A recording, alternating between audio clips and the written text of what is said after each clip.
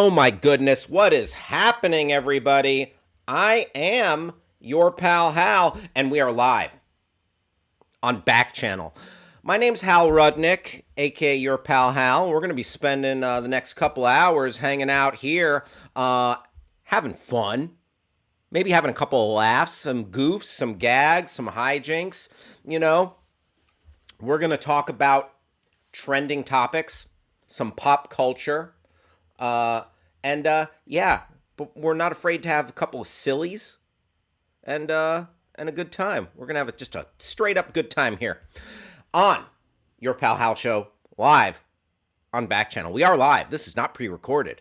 Okay, it is 11:03 in the a.m. on the West Coast in the home office, Los Angeles, California. It is 2:03 now, turning 2:04 on the East Coast, where we'll be live until 4 p.m. It is 1:04 in Omaha, Nebraska, where we'll be live until 3 p.m. 7:04 in the p.m. in London, England, where we'll be live until 9 p.m. Folks, very excited to chat with everyone today. We got some big stuff coming up. We're going to talk trending topics. We're going to have some goofs and gags. We've got a special appearance coming up from the Caped Crusader himself, the Dark Knight, Batman is going to stop by. Yeah. That's as far as guests go, that's a pretty good get. Okay. Yeah. We've got the hotline, okay? And we're not afraid to use it. All right? So,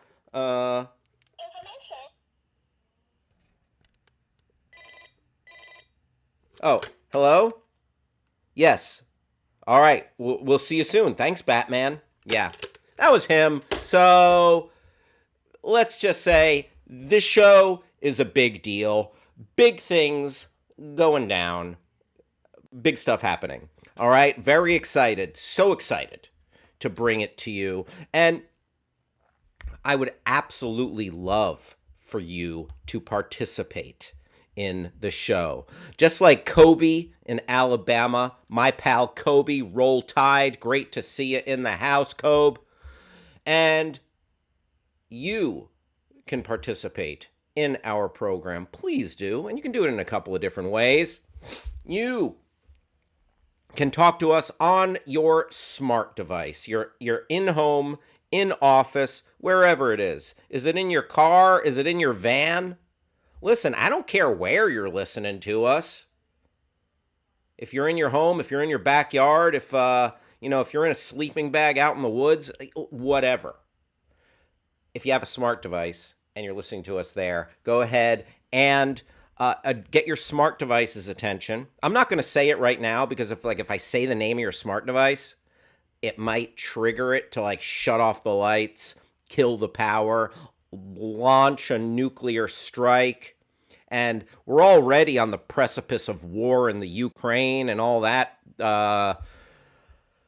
waking nightmare. So I'm not going to say the name of your device in case you have the nuclear codes. But you say the name of your device, then use the magic word say, and then drop in anything after that. Let us know what you're snacking on. Let us know what you're up to today or anything at all. So smart device, say, I'm eating a big plate of mom's spaghetti. Or smart device, say, I'm eating some trail mix. What a good, healthy snack. I'm out of here on the trail listening to you on my portable smart device. I don't know if there is, if that's a thing. But, I'm a smart device, say, I'm working from home and I'm taking what I'm given because I'm working for a living. Or go to YouTube. This is typing. Chat with us there. or go to backchannel.tv and chat with us there. Also, if you go to backchannel.tv, leave us a little review of the show. All right? Tell us what you think. You can say, Hal has too much snack talk on his show. Or Hal could stand to talk about snacks a little more on his show. Or Hal has the perfect amount of snack discussion on the Your Pal Hal show on Backchannel. I want to give a shout out to my mommy. My mommy's in the house, Deborah Rudnick. Ma, I love you. She says I'm looking good. Oh, why, thank you. Yeah, shaved yesterday. I will take that all day long. Can you keep that up for a second? I want to screenshot that, Travis. 1 second. This is very unprofessional. But you know what? I'm not afraid. I'm the dude that's not afraid to pull back the curtain like a doofus once in a while. One more time. I was making a bad face there. I was like, ooh. Okay.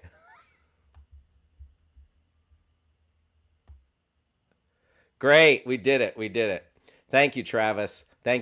Travis, by the way, I'm talking to producer Travis, the best Chiron guy in the biz. Let's welcome him to the show. Producer Travis, what is happening in your world today? Hello. Hello there. In my world, I am doing some plate spinning. Okay. Do you care to elaborate? I don't want to pry. Oh, no. Go ahead. I wish I was actually just learning how to spin plates. That'd be fun. Sure. Just it's December, it's the holidays, and people are like, hey, you want to do this thing in, a while? Yeah, sure. Yeah. Fine. Then you get to February-ish, and then everybody at the same time goes, hey, you're still free to do that thing, right? And you go, oh, no. Yeah, oh, now you got a 3-car pileup in your inbox. Exactly. And I am sifting through the wreckage, looking for survivors at the moment. Mm-hmm. And is this people trying to contract you to partake in your producer skills, or what are you up to? I've got, honestly, I kind of wish it were. It's a lot of favor type stuff, a lot of friend stuff, a lot of things like that. I've got this Saturday, I have to do a recording session. I'm going to engineer for a friend's band. And right. What kind of music? Just loud rock music. Okay. Just doing some drums. Going to track some drums. By far and away the most labor-intensive process of any album. Just good Lord. Gotcha. And a friend of mine, I have to play a small fake gig for his proposal in a couple of weeks that I completely forgot about. Oh, gotcha. Oh, yeah. So he's planning an elaborate proposal? Yes, I'd say it's medium elaborate. There's kind of one big ruse, and then after that, it's all just a party. But gotcha. Part of that ruse is I have to be pretty well rehearsed to play like a 20-minute set, which isn't a huge deal, but I haven't played any set or even touched an instrument really in like a few months. Good Lord. Yeah, it's been a minute since you strapped on the old axe. Yeah, it's been a minute, been a pretty long minute. I hear you. Well, you're a good friend for helping out there. Yeah. That sounds like a nice proposal. I remember when I proposed to my wife, Travis. When your journey as a wife guy started? Yes, it was. We went out for a very nice Italian dinner, and then we walked about a half a mile to a carnival, and we went to the carnival, and then we were up in the Ferris wheel. Yeah. And I proposed to her at the top of the Ferris wheel. Oh, that's so nice. I asked the guy to stop the wheel when we got to the top. I'm like, "Hey, pal, I got a little I got this ring burning a hole in my pocket. Do me a favor and hit the brakes when we get to the top." And there you have. And she said yes. Oh, thank goodness. Yes. Kobe, thanks for shouting out my mom. Kobe says, "What's up, Deborah?" Mom, do you have any words for Kobe? Koby in Alabama. Kobe says, "Good luck, Travis," and Thank he's you. just chilling in his house right now. Chilling in his house. Very nice. Living Very the dream. living the dream. Living the dream. Any before we jump into odds and ends? Any good snacks to report, Travis? Ooh, yeah, I'm waiting on it right now, but one of my I say neighbors, but people in the neighborhood Yeah. Yeah. have a cherimoya tree. Not familiar. What's a cherimoya tree? I think it's a South African fruit. Hold on, let me look at this real quick. Yeah, that's right. Chermula, maybe. But it is a no? What the heck is that called? It's a fruit that is kind of custardy on the inside and Okay. is like a tropical fruit. And it would be a whole lot better if I had the wherewithal to find a you know, picture of it, but I don't. So you're just gonna have to custard apple. Is that what it's called? A custard apple? No, it's not quite it. Sounds made up. Yeah, there's a lot of weird stuff in oh, that is it. Yeah, it's a type of custard apple. So Custard apple? That sounds like an yeah. apple that's turned. You'd think Uh it's a yeah. neat little fruit from South America that on the inside tastes like a cross between an apple and a banana. It's not bad. Oh. Yeah. Hmm. I'm That just like, sounds yeah. yummy. So I'm just kind of every day just A looking at it. cherimoya? Yeah, I'm pretty sure that's what that's called. Uh-huh. Uh-huh. Yeah, if you Very just interesting. or just custard apple will get you there. Gotcha. All Yeah. right. Well, good luck. Thanks. So you ate it, or that's coming up? You were It's saying. coming up because I picked it from the tree. It was like, if it's on the other side of the fence, I think it's fair game. And it is yet to be ripe. So every day I'm just kind of look at it, give it a poke, and just soon, Yep. soon. There you go. There Oh you yeah. go. We got a bunch of stuff. By the way, coming up in the show. Thank you, Travis. A couple of things. Kobe, my mom says, "Hi, Kobe. What's going on in your neck of the woods?" Very nice. Very nice. We got some viewer communication happening, and Grass Puddle says gives the approval uh, for the Ferris wheel proposal. And one day I might have to try one of these cherimoya. Very nice, very That is nice. You it. know, I found it. CHER, like share, uh huh. IMOYA. Cherimoya. Very cool. Yeah. Travis, you know what? I learned something. I learned about the existence of a fruit. I think we should call it a day. Can't Absolutely. get better. You know what? No, no. I quit. I'm quickly rethinking Okay. that plan of action. Instead of calling it a day, let's dive into the Twitterverse. Let's wade into the Twitter sphere and check out some Twitter trends, trending topics on the Twitter website. There it is. First up, okay, let's see. Okay. I'm a huge fan of actor Peter Dinklage. You may know him as Tyrion Lannister from Game of Thrones. Also, he's been in a number of movies. The X-Men films, very good in X-Men Days of Future Past, and love him in one of the first things I ever saw him in Station Agent. Yeah, I'm just reciting his IMDb. But Peter Dinklage, he has come out speaking against the planned live action remake of Snow White.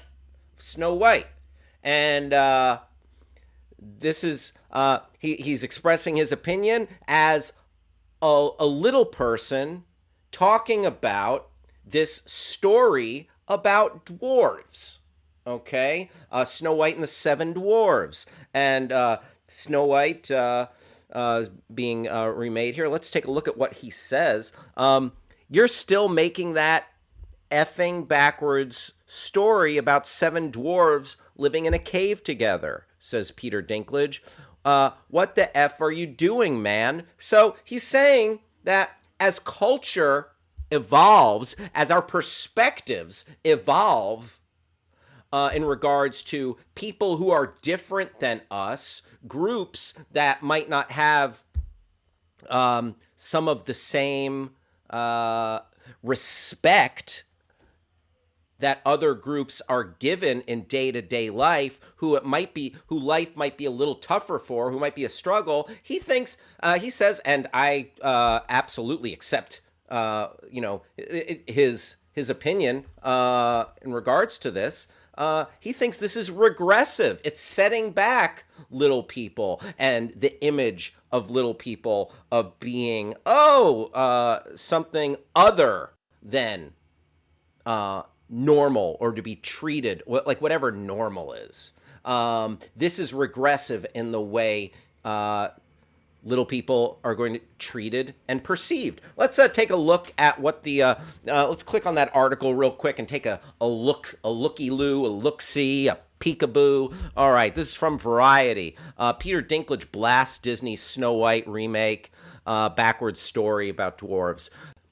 Disney's slate of live-action remakes has included Cinderella, Jungle Book, Beauty and the Beast, and coming soon is Marb Webb's. Is that Marb, or is that Mark Webb? Because I know Mark Webb directed. Hey, Travis, if you could do me a huge favor and double check that name, and let me know if Marb is a name, while I'm going back to Mark Webb. See, there you go, Marb. All right, I knew I smelled something rotten in the state of Denmark there. All right, Marb. Hey, what up, Marb? My name's Marb. Mark Webb's live-action reimagining of Snow White and the Seven Dwarfs. Webb, best known for helming 500 Days of Summer and Andrew Garfield's Spider-Man films. Yeah, the second Spider-Man film, Amazing Spider-Man, not good. Has cast West Side Story breakout Rachel Zegler in the title role and Gal Gadot as the villainous evil queen. Not everyone's too thrilled with the idea of remaking Snow White, most notably the Dink, Peter Dinklage. The Emmy winner guested on Mark Maron's WTF podcast this week and criticized remaking Snow White due to the fairy tale's backwards depiction of dwarves. If I want to scroll up.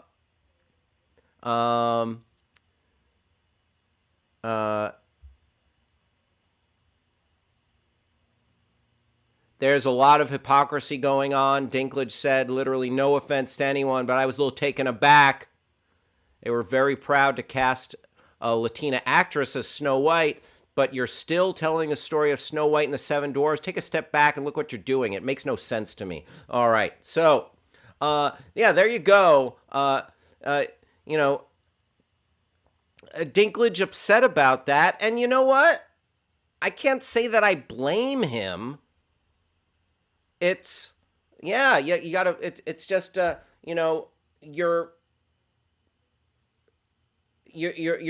telling the story and you're depicting these people as kind of like less than and as like creatures, and it's just a little bit odd, in this day and age. It doesn't strike me as a progressive way, especially, I can absolutely see where he's coming from. Anyone have any thoughts on this? By the way, Kobe in back to Deborah. Just chilling, Deborah. There you go. We have one of Travis's friends who communicates in the Cyrillic alphabet joining us. Very nice, very nice. Best Chiron guy in the biz. So yeah, I feel you, Peter Dinklage, and that is it does seem to be regressive to me. How would you go about that? How would you change? Like, if you wanted to tell the Snow White story, who is like a classic, like Snow White, as far as the like the the cache of fairy tales goes, like as you're flipping through, Snow White's a banger, Mirror, mirror on the wall, birds like bringing ribbons and tying dress, birds and forest animals helping to dress Snow White. I mean, it's just a classic. Mirror on the wall, the evil queen, the apple. Yeah, like held aloft. It's Snow White will put butts in the seats. It's an IP that has been around. It's now and forever. Is there a way to remake that doesn't that with replacing the dwarves? Like, can you replace them with like little gnomes? Can you say, oh no, they're not dwarves, they're gnomes? Snow White. Oh, but it's Snow White and the Seven Dwarves. Like, that's the name of it. Yes, call it Snow White. And do you just switch out the dwarves? Or do we just bury Snow White never to be done again? I want to know. Travis, can you help me? How do you script doctor Snow White so the dwarves aren't offensive? Any thoughts on this, Travis? Or no? Are you going to leave me alone to write this Snow White by myself? Maybe it's Snow White and the Seven Ogres. And, I mean, the ogres are mean. Snow White and the Seven Orcs. Yeah, Travis has no interest in rewriting the Snow White tale. Because I was here thinking that they did the Huntsman. Is that not, that's Sleeping Beauty, right? That's not Snow White, or is that? It was Snow White and the Huntsman. I thought. So didn't we just do this? Yeah. That wasn't Kristen Stewart, was it? Or no, was it? That was Chris. Obviously, yeah, not Chris Hemsworth. Was the Huntsman, and was that not a Snow White and the Huntsman? Yeah, 2012 film. Yeah, like we Charlize Theron, Kristen Stewart, Chris Hemsworth. Like, then there was a sequel. Just about the Huntsman. Oh. And were there any little people? I'm not seeing any. Snow White and the Huntsman. Let's see. Oh, and then there was another one, Mirror, Mirror, in 2012. What is that? Mirror, Mirror with Lily Collins. There were dwarves in Snow White and the Seven Huntsmen. There were. Gotcha. Mirror, Mirror with Julia Roberts as the queen, Lily Collins as Snow White. And Ian McShane was one of them. And, wow. And then Travis's favorite actor, Armie Hammer. The guy I forget, absolutely. Yeah, interesting.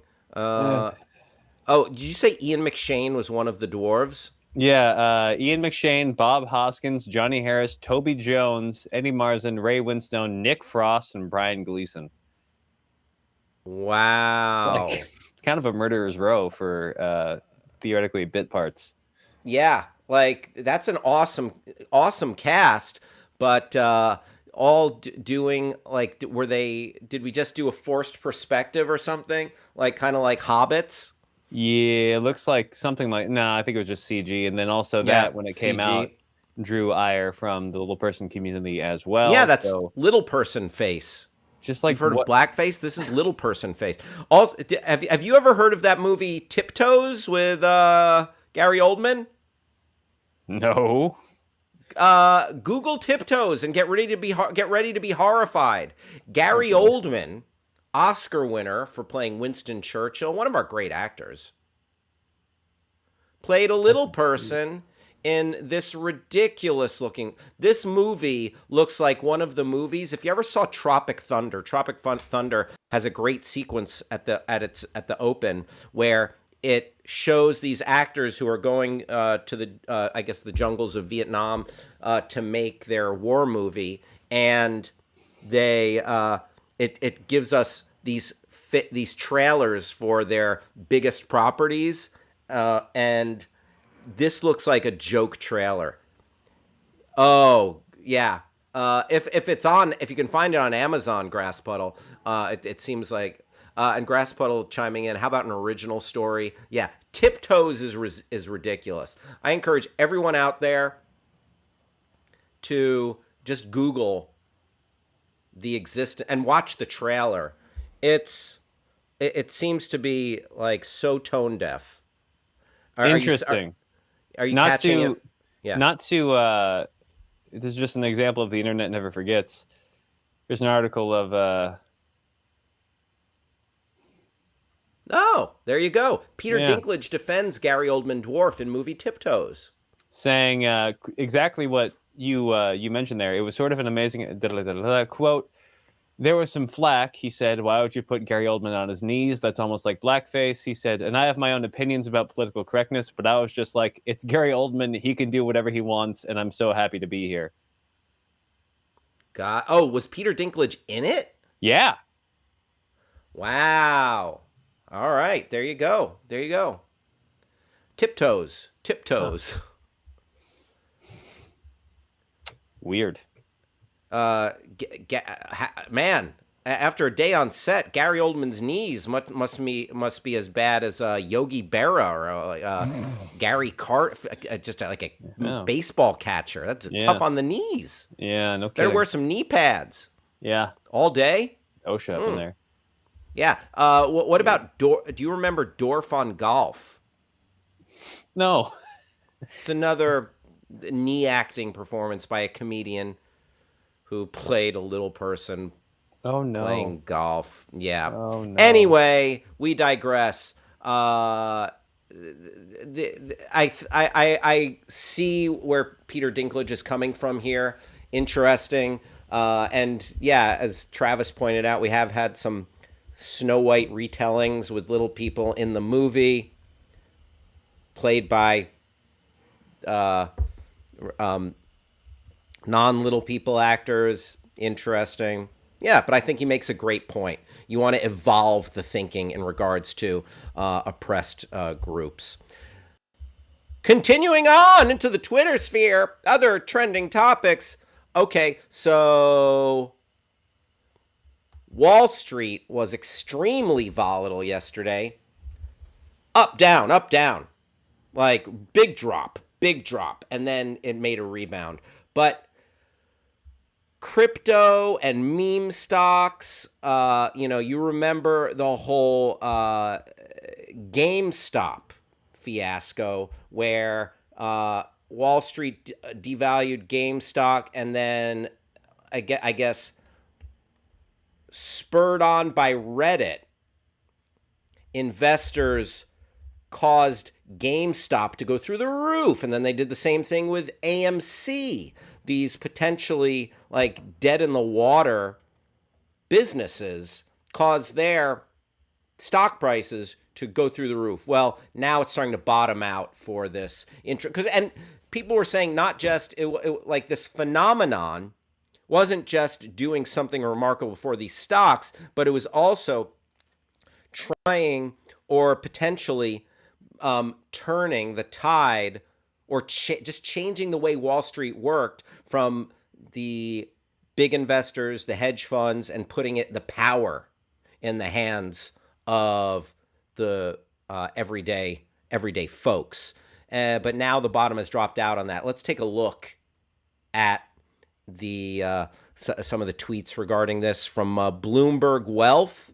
This comes to us from Bloomberg Wealth. All right.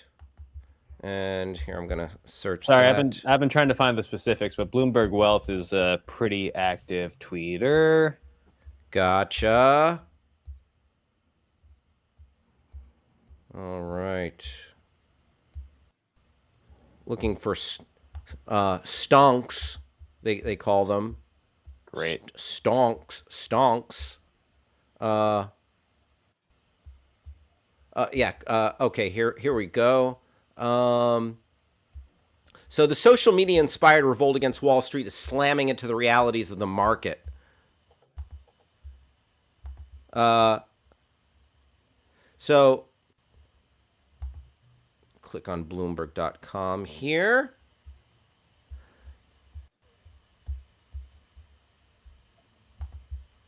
All right.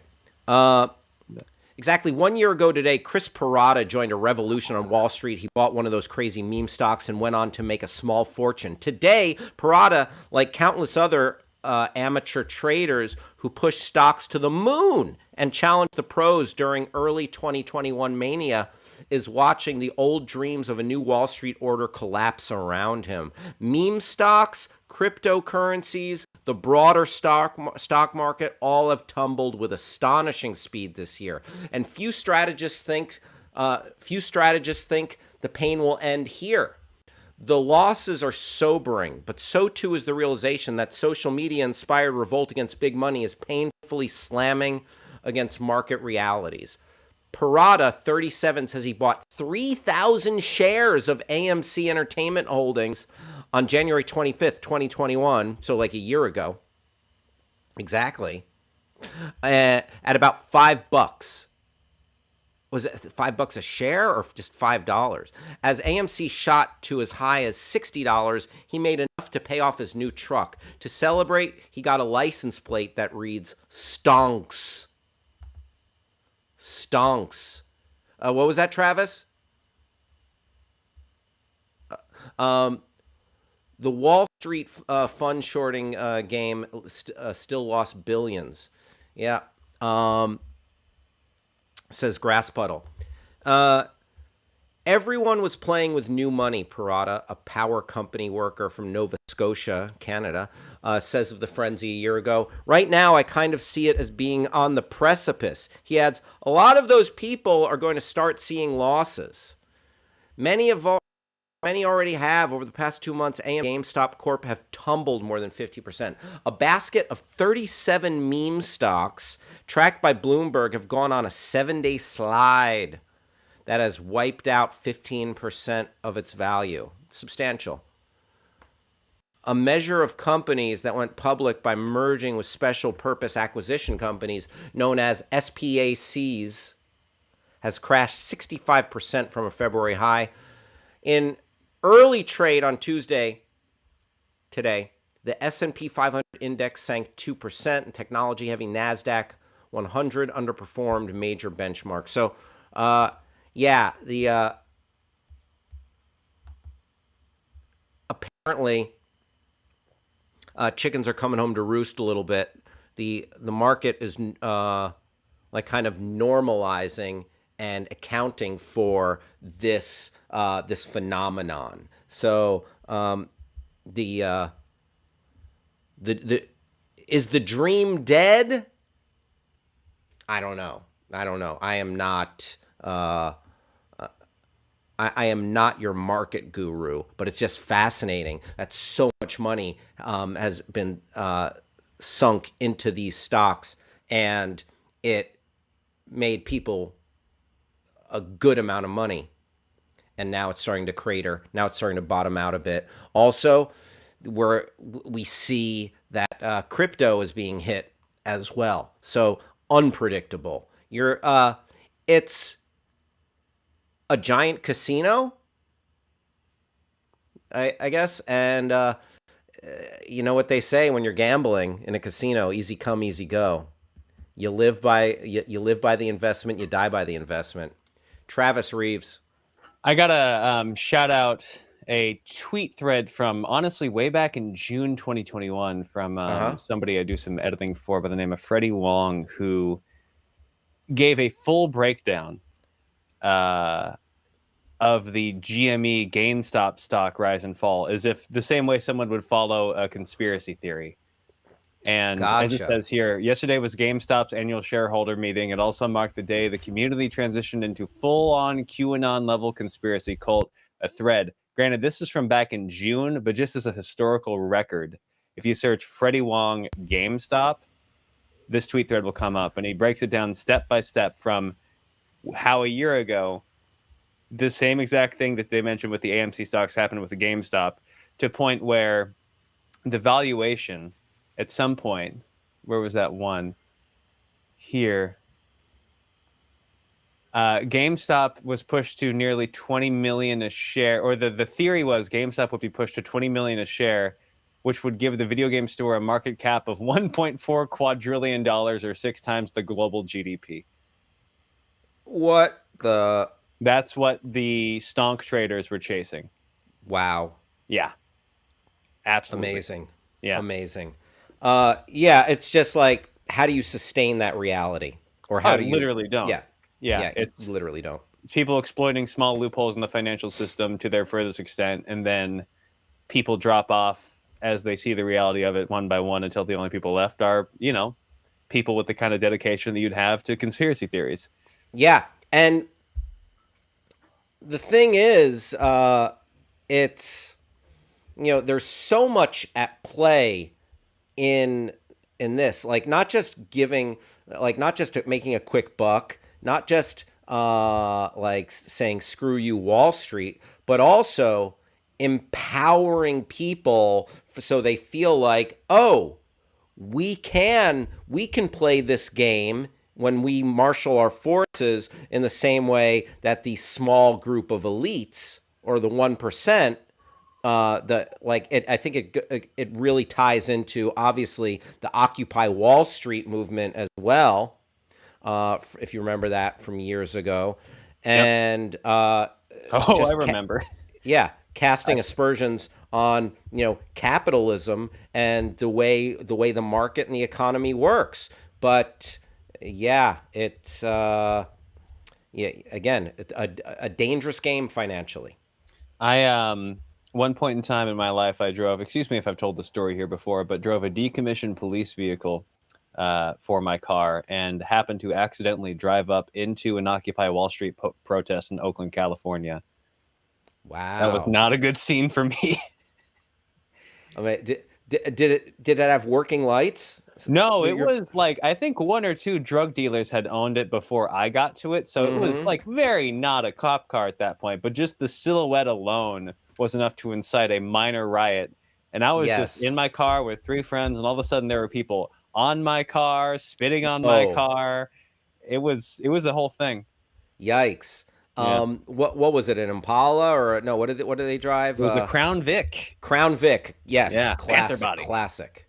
Yeah. Crown Vic? What was the last thing you said? A Panther body. That was the Ford Panther body. Panther body. There you go. There you go. So a couple of things we learned from this story: be careful when you're driving a Crown Vic near a protest, and also tread lightly in regards to your meme stocks and your crypto, folks. Crypto has been bottoming out the past couple of days. So more on that as we go along. Other trending topics, Travis. Neil Young, one of the legendary rock and roll Hall of Famer, might be a Rock and Roll Hall of Famer twice for just his stuff and for Crosby, Stills, Nash and Young.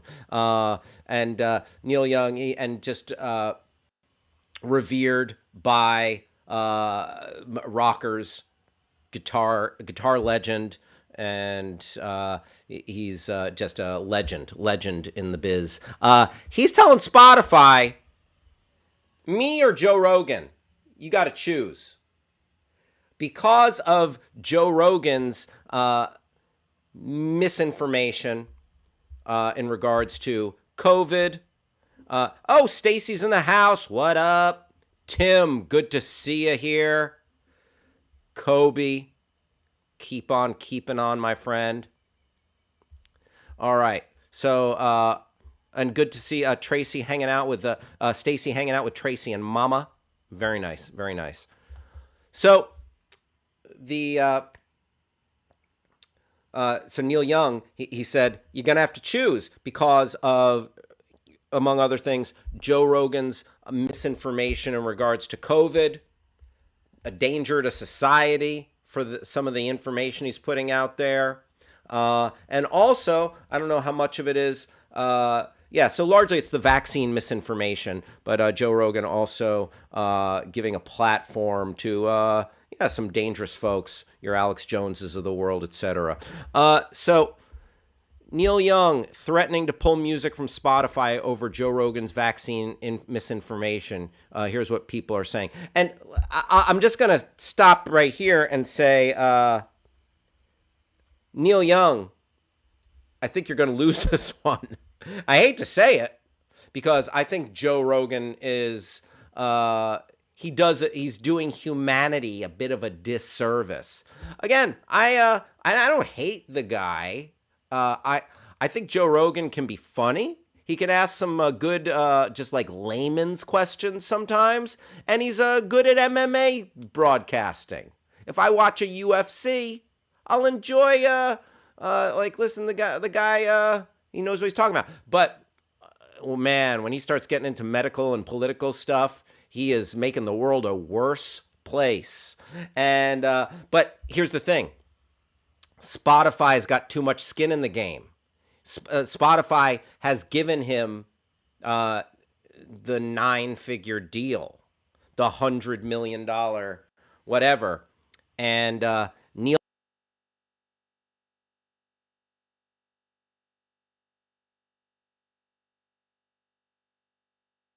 I don't see how Neil Young wins this. All right, let's go back to this article. Let's see. Let's see what. The Canadian singer-songwriter accused the streaming platform of spreading fake information about vaccines, citing the immensely popular Joe Rogan Experience podcast. This is coming from the Toronto Star. The Toronto Star, the paper of record in Toronto. Is it? I don't even know. Okay, let's take a look at this stream, these tweets here from the Toronto Star. Make that a little bit bigger for mine eyes. Okay. Yep. Accuse Spotify of spreading fake information. I'm going to keep scrolling. In a now deleted letter sent to his manager and the co-chairman and chief operating officer of Warner Brothers Records, Young threatened to pull his extensive catalog from Spotify in protest of the spread of COVID-19 misinformation on the platform. I'm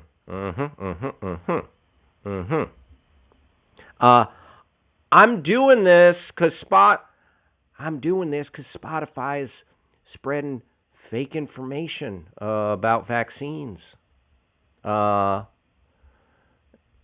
potentially causing death to those who believe the disinformation being spread by them, Young wrote. Now, is it true or false? Travis, I don't know if you can fact check this for me, but did Neil Young say that, did he say something to the effect of, you will be safer if you get vaccinated at the same on the same day as a harvest moon? Did he say that? Did Neil Young say that you would? I'm just kidding. Neil Young has a song called Harvest Moon. So yeah, I appreciate him. I know that. I just thought you were checking to see if he was a weird guy now, and I'm like, what the? I can't find anything about this. I don't. There you go. I snookered Travis with the dumbest Neil Young joke. That's a win for me. Next story.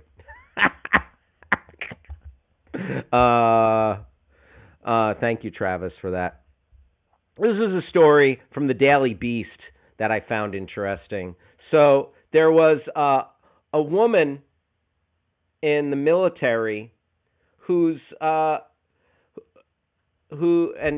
was a self-professed a lesbian, and in the military fighting for our country, serving our country, and her military superior told her that she needed to grow her hair out and wear makeup because he didn't like because there's something he found off-putting about her appearance. And I don't know if you can bring this up, Travis, if you find this from the Daily Beast on, there we go. Lesbian sues U.S. Army and Air Force over boss's demand she grow her hair and wear makeup. Okay? So, and this is a picture of her, and, somewhat of, I guess, what you might call a butch appearance, but this story interested me because it goes into the whole conversation we're having today in this country around gender and expressing one's true self. People need to be free to express themselves and be themselves. And it is very dangerous to tell someone you are not meeting our standard of what woman or man should be. Because those are rigid, societally set standards that have no bearing on anything. We've adopted these arbitrary standards that have become kind of par for the course. But if a person just wants to be themselves, like if you scroll down here, Travis, we see she's wearing her uniform. Like, this looks like a soldier. And when society starts saying you need to be more feminine or you need to be more masculine, that is dangerous. And when someone is not free to just like, listen, this is who I am, this is how I dress, this is how I want to live my day to day, and you're not hurting anyone. I mean, the U.S. military hurts their enemies and people they fight. That's okay, but that's besides the point. When you are living your life, it's that's a slippery slope, because when you get in that conversation, when you get people saying, employers, peers, teachers, students, coworkers, you're not masculine enough, you're not feminine enough, that's super dangerous. That's and that leads to things like discrimination. That is discrimination. This woman in the military discriminated against. Then that can precipitate into hate crimes, etc. So I think it's a slippery slope, and that's despicable. That this woman serving her country, not trying to do anything but live. Just trying to live, and her superiors are telling her this. So, screw you, folks. Oops, I was just about to tell Hal to grow his hair out for the love of humanity, more makeup. Well, Nathan Trevor, it is true that I could use a little makeup under my eye bags. That might help.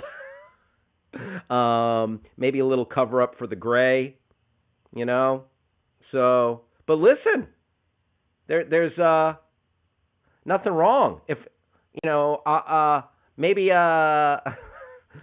maybe a little guy liner would help me, and like some fingernail polish would make me appeal a little more relevant to the youths of today. But in all seriousness,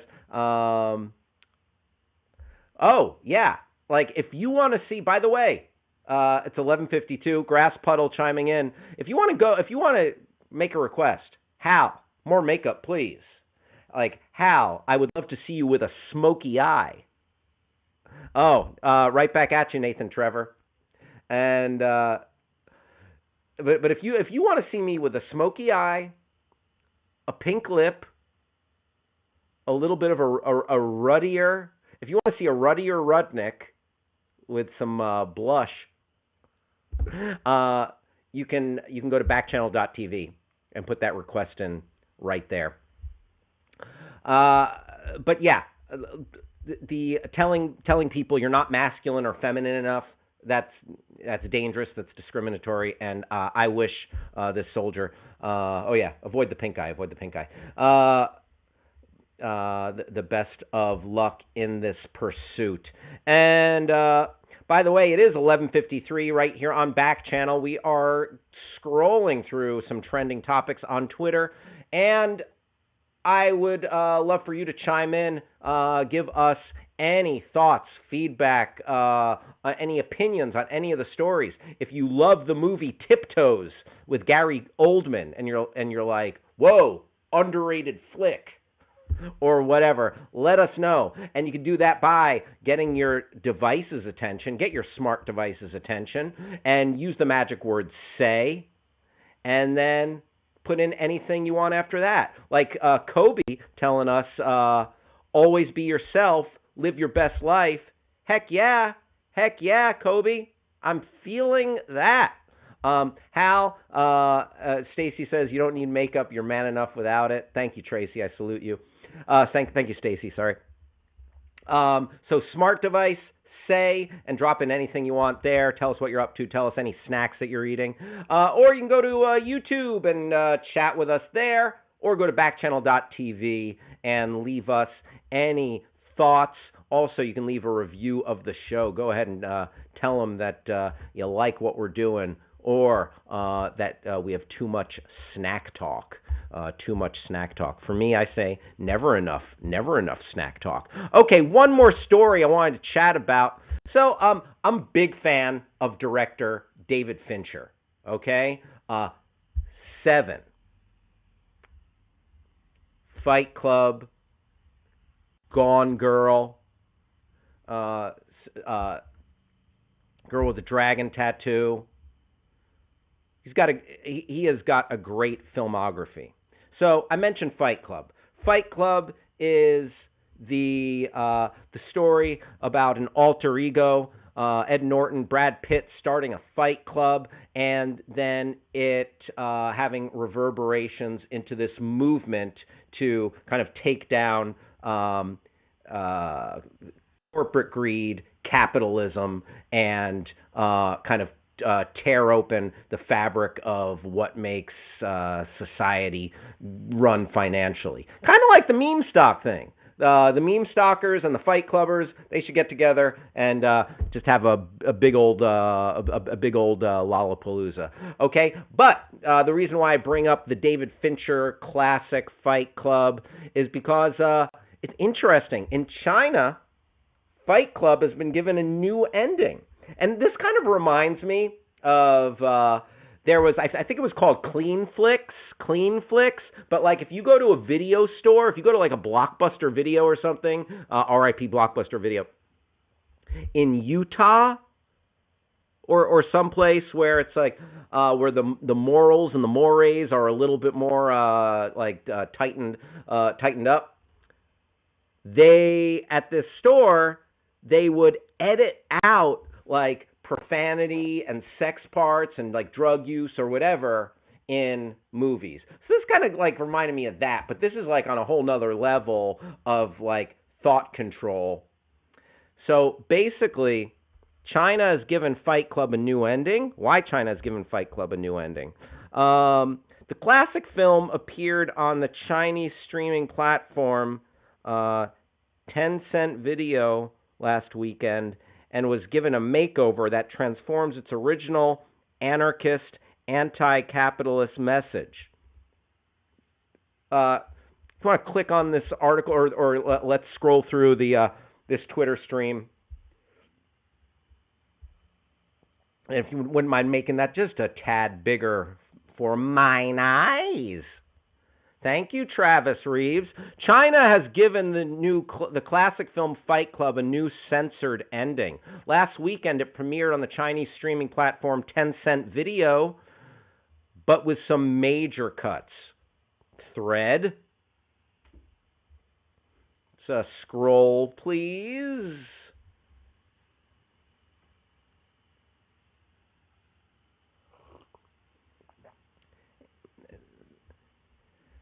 In China, the iconic film's closing scenes have been given a makeover that transforms the original anarchist, anti-capitalist message.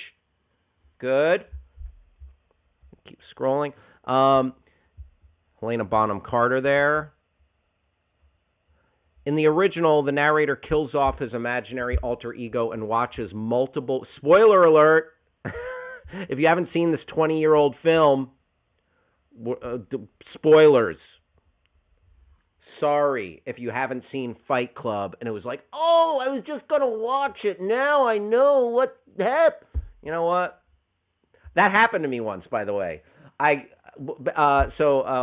When I was hosting a show on the Screen Junkies YouTube channel, we were talking about spoilers, and then we were talking about one of the most classic spoilers of all time, the Sixth Sense, where, I'm going to spoil it right now, Bruce Willis was dead the whole time.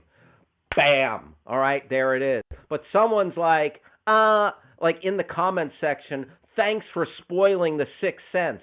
And again, it was like 15, 20 years after the fact. And it's like, you know what? That's on you. That is on you. 20 years? And if like you're too young to have seen it then, listen, live your life, rearrange your priorities, okay? Maybe it's like, school, family, I'm on the swim team, whatever. No, and then movies are down here. Raise that priority. See the movies. So you can't cry about spoilers 20 years later. Like, honestly, I'm exaggerating and like kidding about like, you know, I know people aren't up in arms probably right now about Fight Club, but like it happened where someone was like, "Oh man." No. You don't get your 20-year-old movies unspoiled. Okay? Sorry. See the movies. Parents, do a better job of showing your kids the movies. Basically, I'm saying, parents, show your kids, show your toddler Fight Club. Don't start a toddler Fight Club. All right, back to the stream. Yeah, no toddler Fight Clubs on the playground. Okay. However, the version released in China, the exploding building scene is replaced with a black screen and a new coda, like kind of a new, like just Chiron, some graphic that reads. Let's please keep scrolling, Travis. I hope we can see what that coda. It reads. Oh my gosh. The police rapidly figured out the whole plan and arrested all criminals, successfully preventing the bomb from exploding. Like, oh my gosh. I guess they're, China is, wow, you can't even...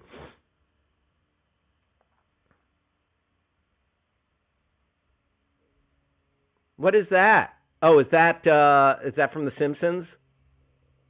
Travis? Yeah, that is from the episode where Homer voices a new character on the Itchy and Scratchy show that's so outrageously hated that they kill him off mid-episode and add this after the proposed end. That's great. Yeah. China so authoritarian that the mere thought of a fictional revolution. Yeah, what'd they do for Vendetta in China, huh? Oh my lord. The police rapidly figured out the whole plan and arrested all criminals, successfully preventing the bomb from exploding.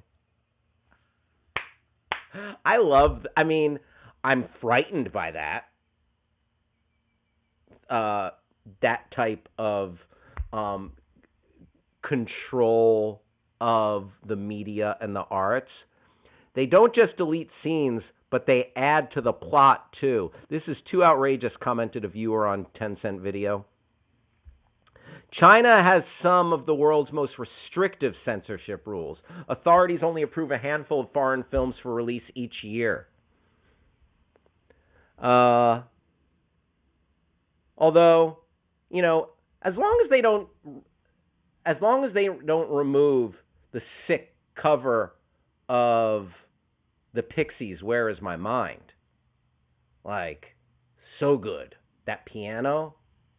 In 2019, multiple scenes from Bohemian Rhapsody referencing iconic musician Freddie Mercury's sexuality were dropped in China release. Yeah, that's horrible. Oh, and I think it was also China that, and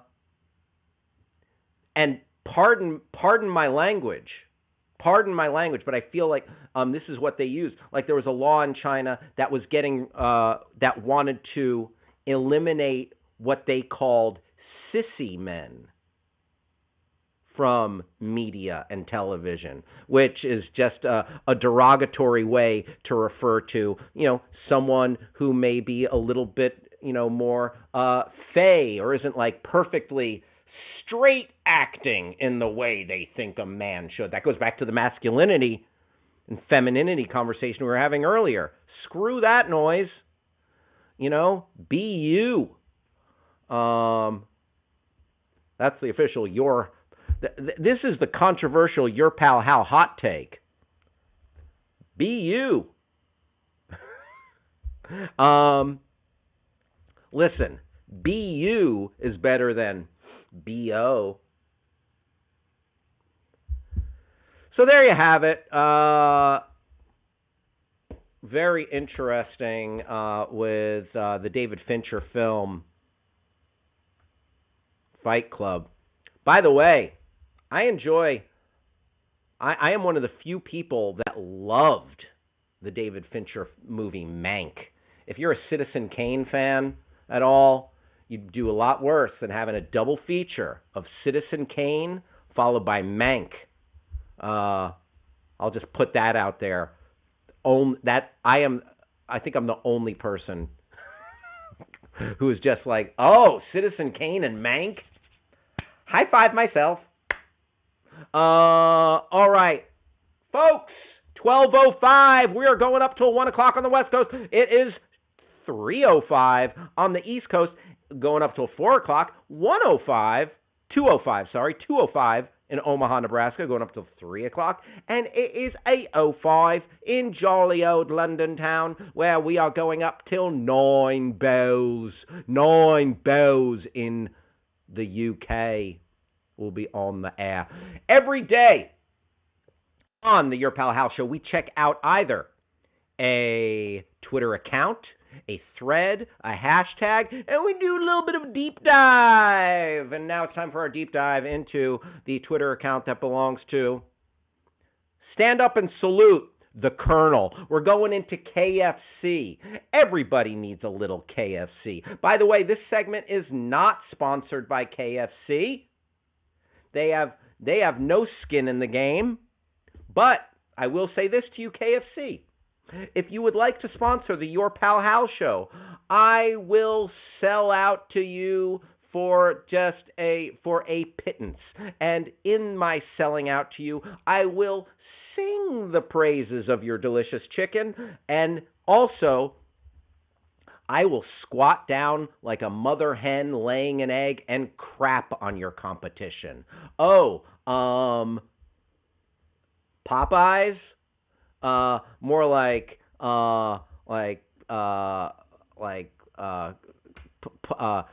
spit in my eye. I'd rather you do that than that. That's terrible. Chicken sandwich wars? More like chicken sandwich snores. KFC. Everyone else. KFC rules. The competition drools. I will say that. I will talk smack like that. KFC rules. The competition drools. Oh, McDonald's got a new chicken sandwich? Where's the trash? So I can put it where it belongs.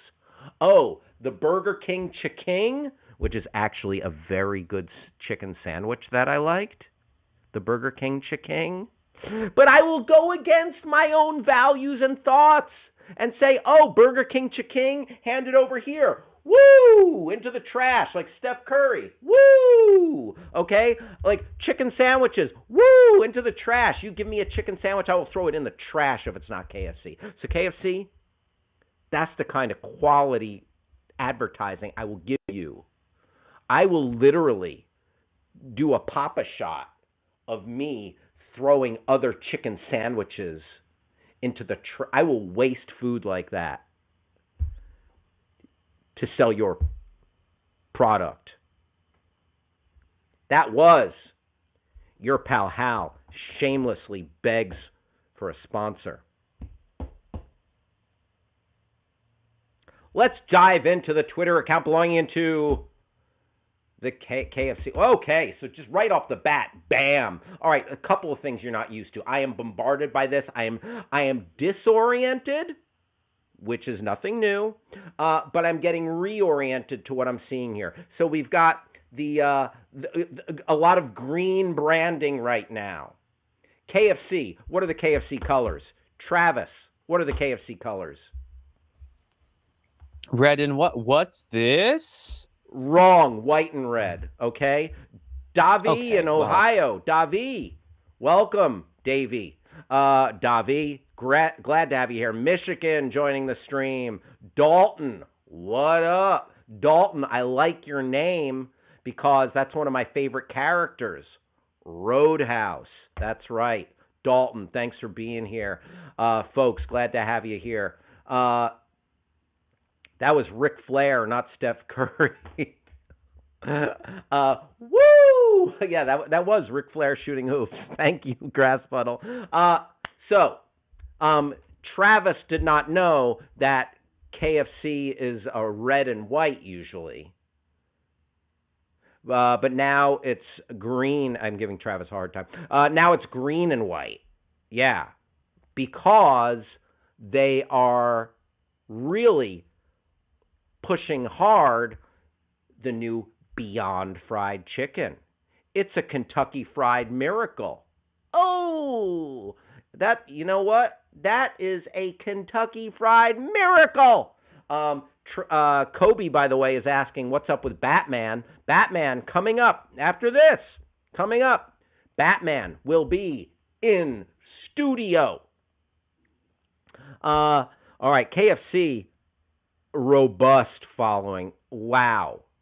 So we looked into a bunch of different restaurants, looked at some Twitters, and they were normally in like the 3 to 500,000 follower range. KFC, 1.5 million followers. Solid. KFC influencer status.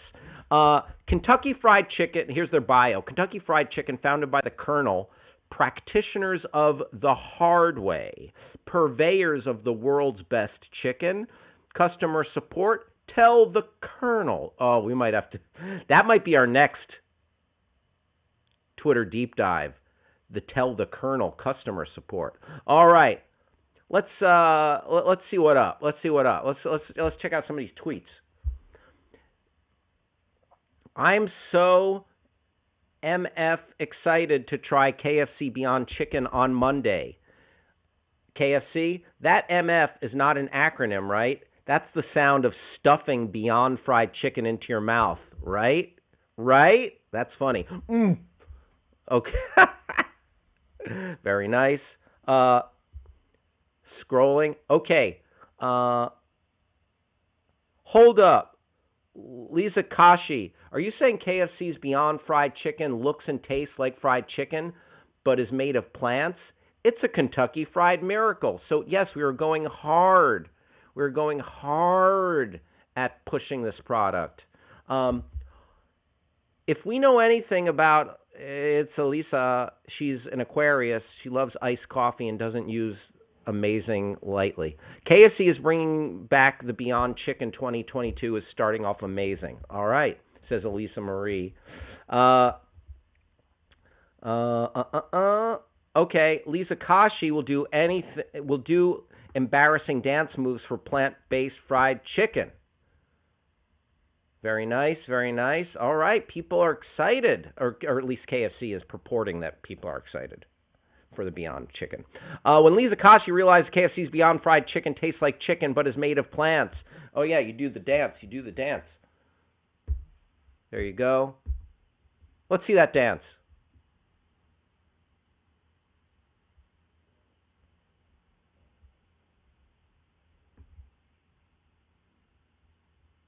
Oh, it's just a little shade tipping, just a little shade tipping. I like a little shade tipping, a little huh, a little what, a little oh, I didn't see you there. Oh, okay. What's that? You want? I want merch. Damn it. Damn. What's that? You want a free Kentucky Fried Miracle merch bundle, including a bucket hat, sweatshirt, and shorts? Damn, that's some sick-looking merch. Travis. Let me ask you a question. Yeah. Would you rock this KFC merch? Oh, let's take a bigger look at it. Let's see. Oh, yeah. Look at that. That's nuts. God. Absolutely nuts. How'd they get how'd they get the reincarnated Mac Miller to wear? It's KFC, man. They can do anything. Yep. Damn. Wow. I would fully look at that logo of a bucket of chicken with the wings on it. My goodness. I gotta say, of all the corporate merch drops I've seen, this may be among the best. I mean, that's a sick fit. That's a sick fire fit right there. Yeah. Cool.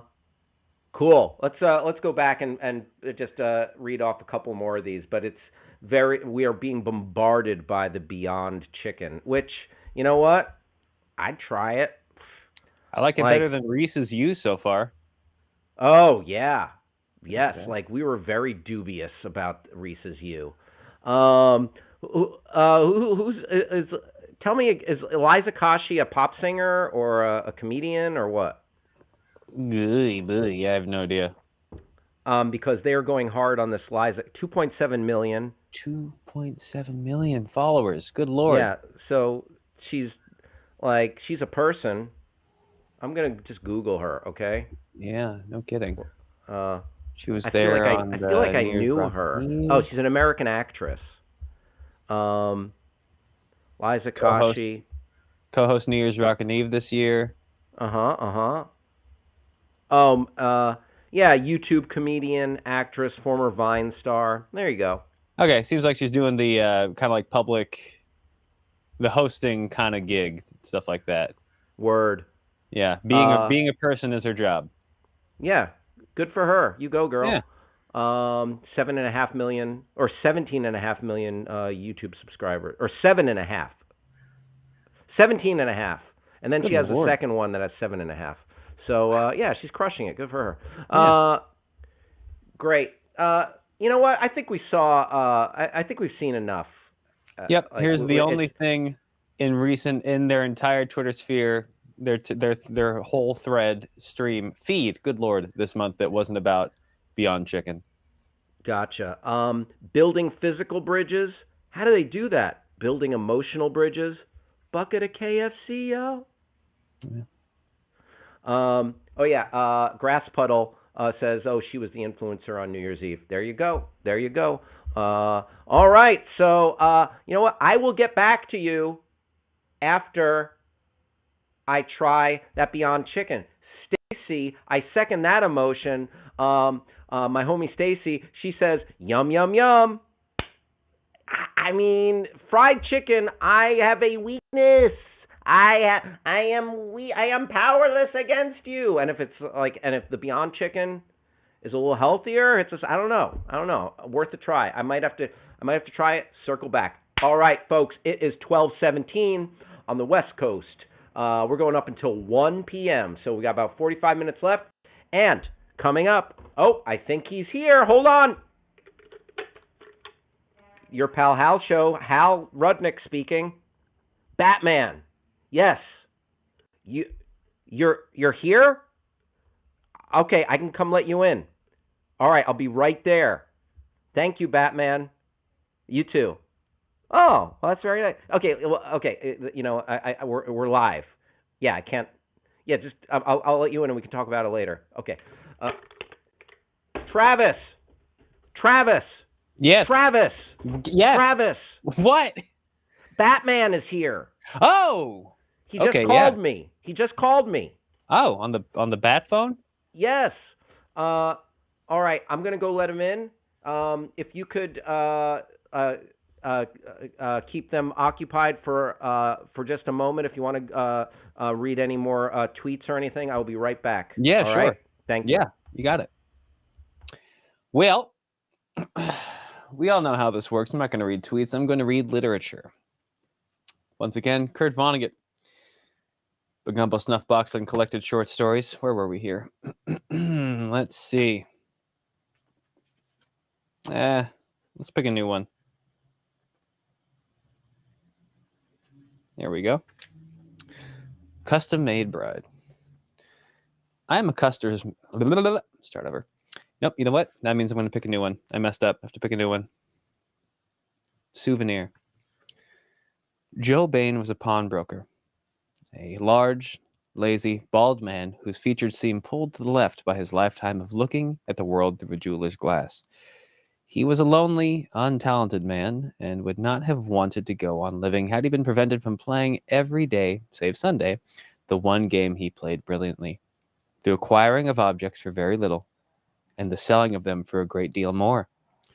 He was obsessed by the game, the one opportunity life offered him to best his fellow men. The game was the thing.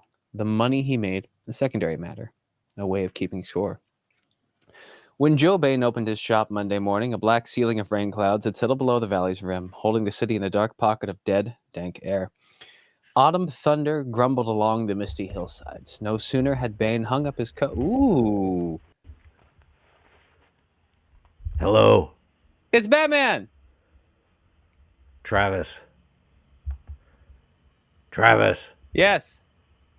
It's good to see you. Good to see you too. Welcome back. Thank you. Travis. Yeah. What were you reading? I was reading a Kurt Vonnegut short story called Souvenir. Fascinating. You any big into literature? You have any favorite authors? I don't have time to read. I'm too busy crippling criminals. That's fair. Just destroying them. Just punching first and asking questions later. Yeah, no, that makes sense. That you seem you have a lot. You live for work. You know, you're married to the job, so to speak. That's it.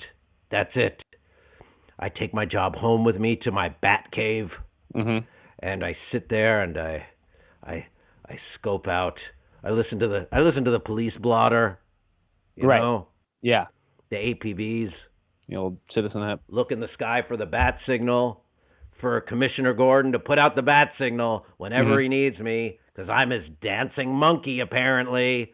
Oh, let's take advantage of this guy who said he'd fight crime for us, and, like, the bat signal comes, like, what if I'm eating a delicious meal, and then the bat signal comes on?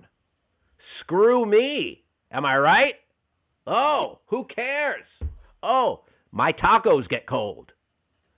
My steak congeals.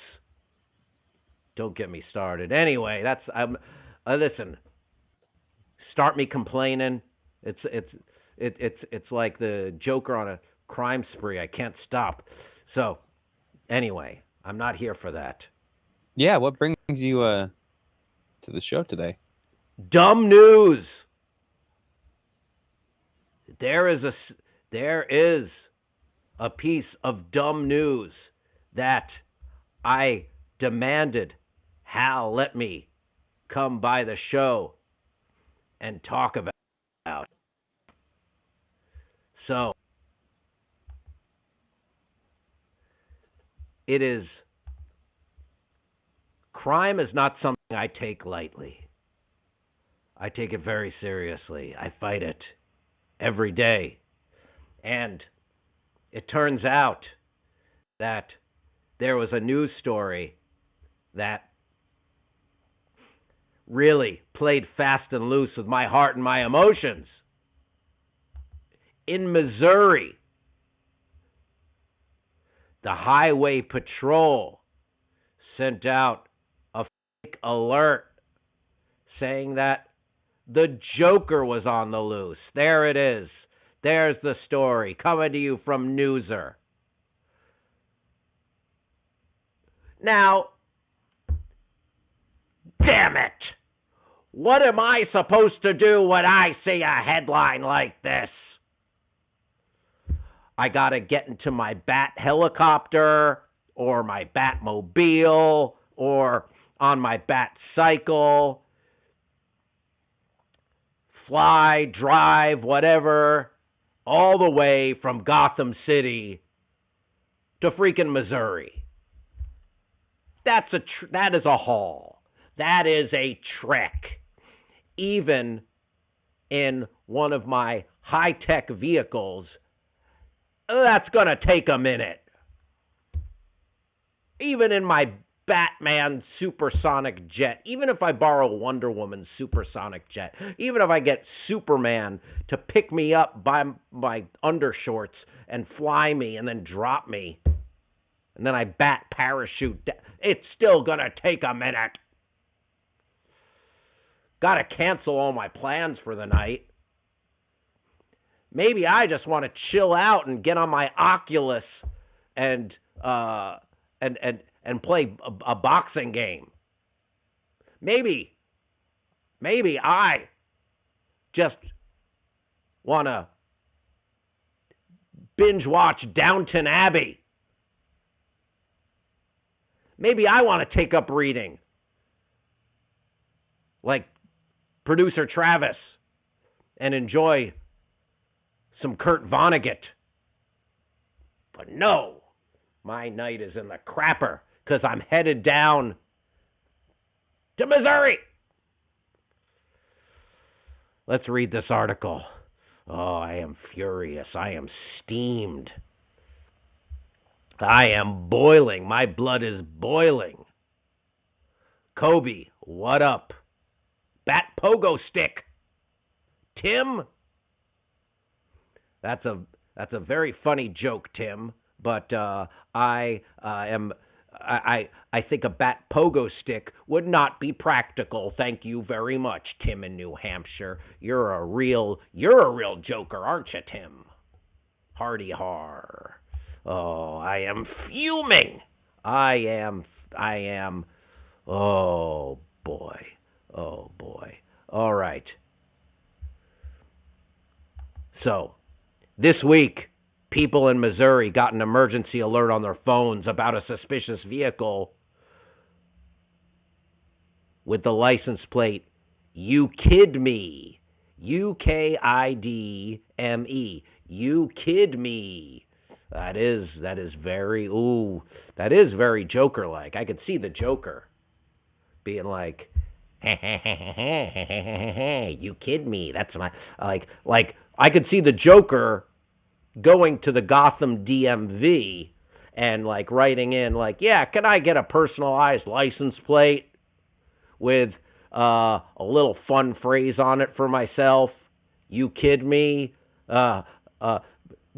Just for my own entertainment. No, I'm not the Joker. So anyway, the message that buzzed on their phones read, Gotham City, Missouri, purple green 1978 Dodge 3700 GT MO. You kid me? Per Fox News, there is no Gotham City in Missouri, but there is one in the, well, I can't read that word, fiction, in the Batman universe, of course. And that helps explain what happened. The State Highway Patrol accidentally sent out a bogus alert about the infamous Joker while testing its system. The car described matches the one his crew drove in the 1989 Batman movie. The agency quickly sent out a follow-up alert telling people to disregard the first reports. The AP read more strange stuff. Oh, read more strange. All right, there it is. Well, talking like this hurts my voice.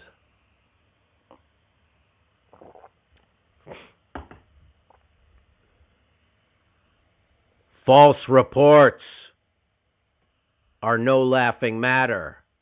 Not only that, it's a crime in and of itself. How dare you? How dare you? How dare you? You do the crime, you do the time. I am going to stop by the Missouri Highway Patrol offices and have a little chit-chat about some of these false reports.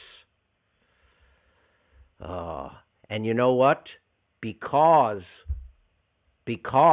I had to go down to Missouri to see if the Joker had taken his little show on the road, various cat burglars were able to make off with fancy jewels. There was several break-in and enterings. There were some domestic disputes that I was not able to attend to. There was some car theft. A bicycle got stolen in downtown Gotham. Someone shoplifted a lighter and a pack of gum from a convenience store.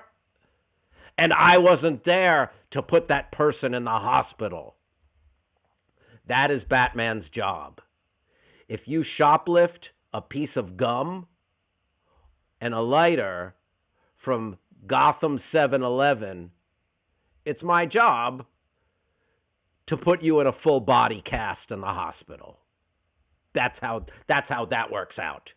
Because I'm Batman. I'm Batman! Well, just a reminder. No fake reports.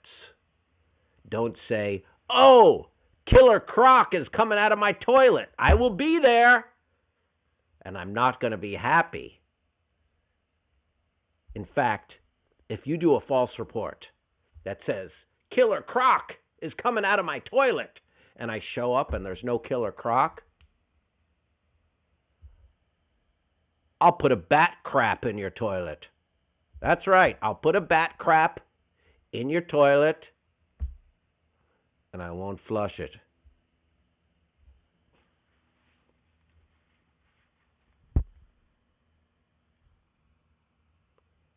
That's how I go. That's how I do business. Revenge. Did you want me to? Oh, sorry. I didn't know if that you wanted me to cut your feet on that. Sorry. Travis? Yes? You interrupt me one more time, you'll find a batarang upside your head. Sorry. Anyway, this has been Batman on the Your Pal Hal show. On my way back to Gotham. Got some very important snacks to attend to. Gonna eat some Nashville hot chicken and look for that bat signal. So long!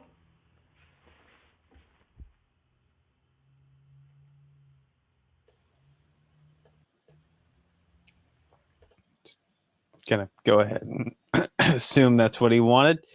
Anyways, yeah, he knows how to make an entrance, and his exits are a little prolonged, but it's, he's got a lot on his mind. Where were we? No sooner had Bang hung up his coat and hat and umbrella, taken off his rubbers, turned on the lights, and settled his great bulk on a stool behind a counter that a lean young man in overalls, shy and dark as it were, plainly poor and awed by the city, walked in to offer him a fantastic pocket watch for $500. "No, sir," said the young farmer politely. "I don't want to borrow money on it. I want to sell it if I can get. Looks like Hal's back. I'm gonna go ahead and let's wait for the universal signal. There it is. All right.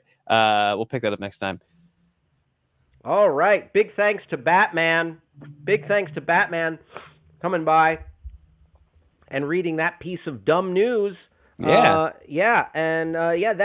That's very irresponsible. Very irresponsible. For the Missouri Highway Patrol to take, Batman, he's got important jobs to do, to hospitalize shoplifters.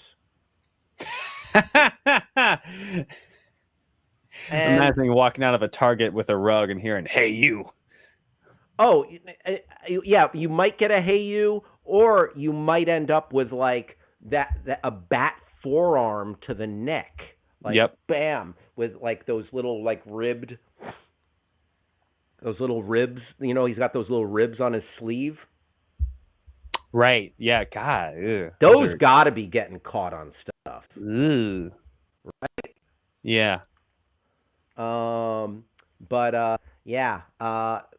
what a good get though. Very, very pleased that we had Batman in the house. Thank you to the Cape Crusader for coming on and reading what up with that. Kobe says, Batman, you crazy. You'll be all right, man. Stacy says, get your Batcopter and fly there. Very nice. Where's Catwoman? Oh, I would love to get Catwoman on the show. That would be an excellent get. Thank you, everybody, for hanging out. It's 12:34 here on the West Coast. Los Angeles, California, home office of the Your Pal Hal Show. It is 3:34, going up till 4 o'clock on the East Coast, 3:34 on the East Coast. And it is 8:34 in jolly old London town, going up till 9 o'clock. 9 o'clock. All right. Folks, now it's time to ask Reddit. Ask Reddit. And, we are in the great, what do they call it? Not the resignation. The great resignation. Thank you, Travis. People are leaving their jobs in droves. The gig economy, the food service. So many jobs have transitioned and changed. People have started to learn the value of their time and their value as a human being and are becoming less beholden to their jobs. So in that sense, we're going to go into Reddit. We're going to explore this Reddit thread, and they pose the question, people who like their jobs, what do you do? People who like their jobs, what do you do? And let's take a little peek here. Let's see what they do. I shelve books at the library. Right on. Like, if you are a bibliophile, like, not a bad gig. School librarian checking in. I love my job to the core. Right on. Loving the books. Same here. Charter school library lead. Oh, okay. So that's their verbiage. Sorry, librarian. I'm a library lead. All right. Don't get it twisted. I've come to love getting to know the kids and families and help them and what they're looking for. That's a nice thing. Like, helping kids learn, that's good. Like, that's a good thing. Love my job in the study center, helping out students, having some fun with colleagues. We're not that boring after all. Yeah. Battling that library stereotype. My late girlfriend was a librarian. That is such an awesome job. Doesn't get much recognition as it deserves, in my opinion. Thank you for what you do. Sorry for your loss. Yeah. Yeah, way to bring the room down. Great. Oh, I am a park ranger. Just me and the trees. Oh, man. Nature. Travis, have you ever been out in nature? Yeah. Yeah, Great, it's great. great. Good to know. Big fan. Very nice. How does it feel to live my dream? I have a Travis, cousin who's a park ranger. really? Yeah. Do you know, this is a total non sequitur. Yeah. Sorry. Do you know the comedian and radio personality Phil Hendry? By name, but not by rep or content or anything like that. Right. He did this radio show for years, and he still does it as a podcast. Legend, huge cult following. But I've had the pleasure of I worked with him at a couple of shows, but he does these bits where he interviews characters, and he's playing both the interviewer and the character, and it's seamless. And he tricks people into thinking it's an actual interview. And angry people for years would call up his radio show and just get irate at a fictional character that he was playing while he was moderating the conversation as the host as well. So one time he played someone who was a park ranger who was arguing that park rangers should be buried in Arlington National Cemetery where military personnel are honored and buried. Yeah. And it was, I don't know, it was just so funny. It was he's great. I honestly, if anybody wants to laugh, look up Phil Hendry, Hendrie, Phil Hendry. All right, continuing with this thread. If you love your job, what do you do? Park ranger. How does it feel to live my dream? Why don't you do it? Becoming a park ranger is super hard. Make a USA Jobs profile and just mass apply. You'd be surprised how many federal land management jobs go unfilled. Just be willing to do the work. Became friends with a ranger when I moved out west. Things aren't what they seem. The fires are terrifying. Oh, I bet. And you can be gone for very long stretches of the year outside of that. I'm not sure if you'd rope LE into rescue. There's a gruesome side to being a ranger. People, including children, frequently die each season. Drownings, falls, medical events, a variety of mishaps. Finding and dealing with some real mentally scarring scenarios, while a large chunk of some real stuff that you're not paid enough to stomach. Wow. Yeah, like what if you're if you're a park ranger and then it's like there's a waterfall, there's a beautiful bird, and a tourist mauled by a bear. I don't want to come across that. I'm a loader. Here's another job. Do you love your job? What do you do? I'm a loader for a distribution warehouse as my 40-hour job. I like it, but I keep it for the money and health insurance. But my second job, I'm the regional director for a nonprofit that helps guys with transitional housing when they get out of prison. We also help homeless guys on occasion and people who just need a hand up. That is my real passion. That's good stuff. And wow, good for this person, busting their butt with 2 jobs, as many of us do. But that's a good thing. Because homeless people who get out of prison, people who have gone through difficulties that have led them to a not the most advantageous place in life, they need a kindness. They need someone looking out for them, and that's a very good thing. I could see how that would be difficult, tug at your heartstrings, but also fulfilling in a way that you're helping people. Homelessness is real. The economy and the pandemic and what it's done to like the gig economy. Some people became unemployed not by choice. So I have so much respect for that answer. Someone said, I lived in a house like this while sobering up. I was one of the only dudes there, not on paper.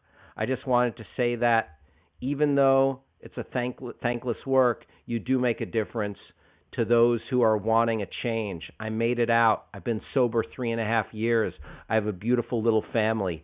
Cheers to you all for all you do for the fellas. Edit on. Yeah. So thank you for the success story. Makes my heart so joyous and happy. Very nice. Very nice. I'm just here to find inspiration for a career change. Same, says someone. Yeah, man. Respect. By the way, speaking of like the plight of homeless people and the unhoused and that whole epidemic, you know, I live in Los Angeles where that's a real deal thing. There's a YouTube channel that I really enjoy for its frank conversations around the topic of homelessness. It's called Invisible People. Invisible People. And it's a man who was previously homeless or unhoused, however you want to say it, himself. And he goes to different cities here and abroad. Been to the UK, New York, Los Angeles, and talks to people who are living on the streets and gets their story and treats them with dignity and humanity and allows them to talk about what it's like out there. And you don't often see that because we often forget about or just turn a blind eye or wear blinders. So, that strikes a chord in me that this person is trying to do a good thing for those folks. Let's see. Any others catch your eye here? Any other answers here, Travis? I'm an accountant. Last one here that we'll touch on.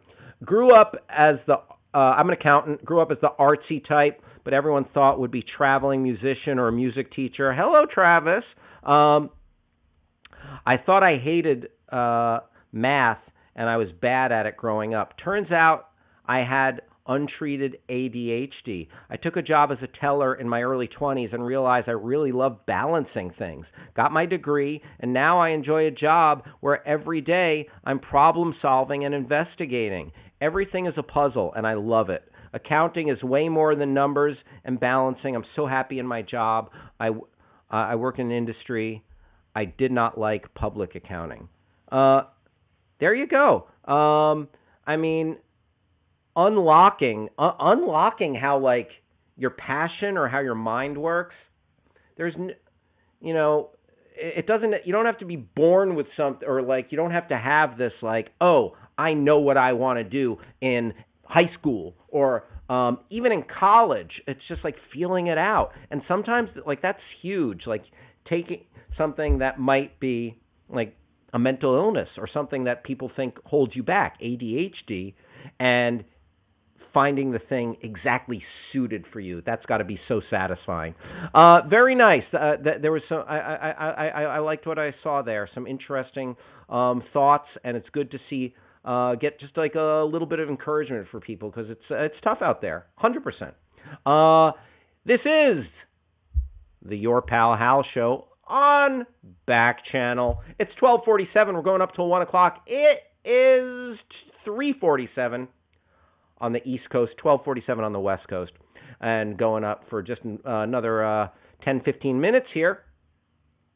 And now it's time for a little thingamajigger that we call This or That. This or That. Travis, I feel like I had this question on my list. I'm not sure if we've asked it before, but you know what? If we did, we'll ask it again. What pet would you rather have, a dolphin or a tiger? Oh no, this is a new one for us. Okay, yeah. Pull this. In fact, it's been so long, I had to find this Chiron again real quick. There you go. What pet would you rather have, a dolphin or a tiger? And we've had a poll running on Twitter. Travis, would you mind bringing up that poll? Would love to. All right, we've got a red-hot Twitter poll that we're going to check in right now, where the people are being asked this question. What pet would you rather have, dolphin or tiger? Travis, what are you leaning? It's up to you what you vote. Pet dolphin, pet tiger. Well, all right, let's just talk it out for a minute here. All right. Pet dolphin. Dolphin is a sweet, smart animal. Tiger. Okay. Travis disagrees with that. Maybe not sweet, but they're supposed to be a smart mammal. Yeah. Tiger is a ferocious beast. Yeah. Tiger's a ferocious beast, but beautiful, majestic animal. Mm-hmm. Dolphin, you're going to need like a pool or a tanker, a giant tank of water. Yeah. Something, or an ocean, or a gulf. A tiger, a cage, I guess. Easier. Like you're not going to have to. You don't need a giant container of water for the tiger. So there it is. But the tiger, one false move, that tiger's it turns your insides into your outsides. Yes, absolutely. You know what I mean? Yeah, and I like that no matter, we're being realistic of like, in either of these situations, it'd be probably the worst possible conditions for this animal because that's just the only thing that you could do is just either a pool or like a cage, Bearing in mind that both of these animals are gigantic and live in these big wild habitats, and even in captivity, like in a zoo, a tiger at least has a whole enclosure. Dolphins will have a whole kind of area. Well, yeah, and ideally you'd have the means. Make it okay, so it wouldn't be like the tiger is living like in your studio apartment, Hopefully, you'd at least have a mansion like Mike Tyson in Hangover movie. Right? Yeah. The tiger? All right. So, Travis, go ahead and vote for one, and let's see what the poll is telling us. Let's see. Grass Puddle says they're both a-holes, but at least one stays in the water away from me. That's not because of that exact reason, just less danger to my own physical being. Even if it's more labor intensive, meat's expensive, I'm going dolphin. Wow.